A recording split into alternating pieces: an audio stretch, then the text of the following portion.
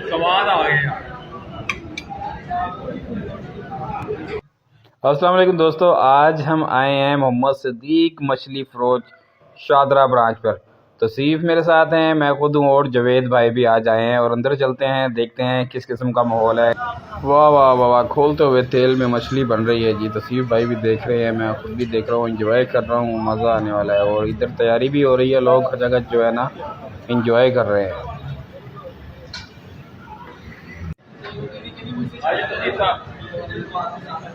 जी जवेद साहब बैठे हो? आ जाओ ये सर तस्वीर, आ जाओ आ जाओ। बस तो दोस्तों आप शादरा आएँ और यहाँ ना आएँ तो आप बहुत कुछ मिस कर जाएंगे। फिश आ गई है, मैं खा कर चेक करता हूँ ये कैसी बनी है। लुक वाइज तो बड़ी डिलीशियस लग रही है। सदीक का वैसे भी जो है ना मयार काफ़ी अच्छा है, तो एक बाइट लेता हूँ। मुझे इस वक्त बहुत ज़्यादा भूख भी लगी हुई है। इस वक्त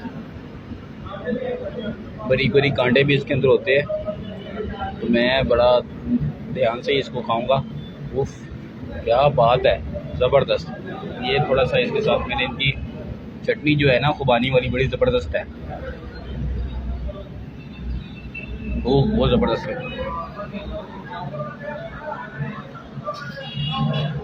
वाह,